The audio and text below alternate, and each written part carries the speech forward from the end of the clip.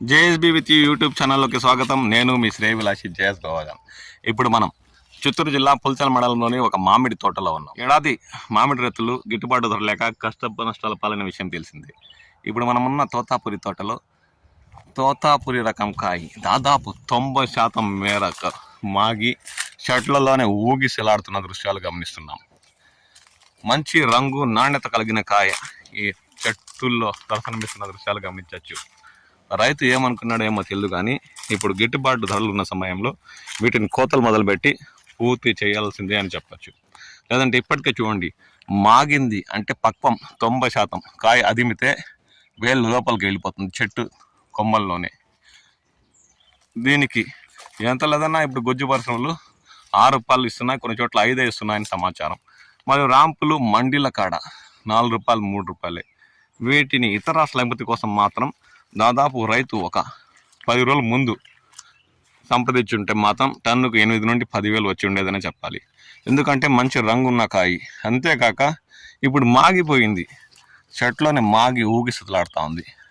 జోరుగా ప్రెస్ చేస్తే కాయ లోపలికి వేలు వెళ్ళిపోతుంది. ఆ విధంగా ఈ తోటలోని కాయలు మనకు దర్శనం ఇస్తున్నాయి. పసుపు రంగులో కంది మాగి చాలా మేరకు పంట నేల రాయలేని దృశ్యాలు గమనించవచ్చు. రైతు అప్రమత్తమయ్యి వీటిని ముందే కోతలు మొదలుపెట్టి ఉంటే మాత్రం ఏదో టన్నుకు 8 నుండి 10,000 సంపాదించుకొని ఉండేవాడని చెప్పచ్చు.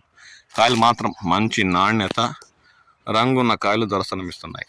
ఎందుకో చాలా తోటల్లో గమనించాం, రైతు 6 కాలం సంవత్సరం అంతా కష్టపడి దుక్కులు దన్ని ఎరువులు చల్లి మందులు పిచికారి చేసి పంట కాపాడుకుంటూ వస్తూ కాస్త తెలివితేటలు ప్రదర్శించకుండా కొన్ని చోట్ల రైతులు ఏం చేస్తున్నారంటే, ఎప్పుడన్నా రాని ధర ఉంటే అమ్దాం, లేదంటే అలాగే వదిలేద్దాం అన్న దృక్పథంతో తోటలోనే వదిలేయడంతో దాదాపు 70% రంగు ఉండే కాయలు ఇలాంటివి ఇతర రాష్ట్రాలకు ఎగుమతి చేయొచ్చు. అంటే ఎంత లేదన్నా 12 నుండి 15,000 కూడా వీటికి ఇతర రాష్ట్రాల వ్యాపారస్తులు ఇచ్చి కూడా ఉండొచ్చు, మనం చెప్పలేం.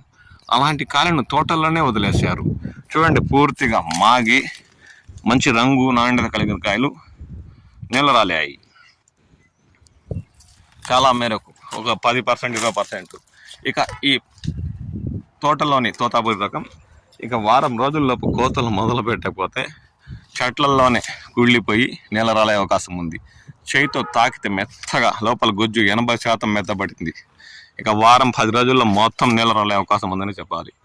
రైతులు అప్రమత్తమై ఇలాంటి పంటను ఏదో విధంగా అమ్ముకుంటే వారికి గిట్టుబాటు కాకపోని మందులు పిచికారి చేసిన డబ్బులను వస్తాయని ఖచ్చితంగా చెప్పచ్చు.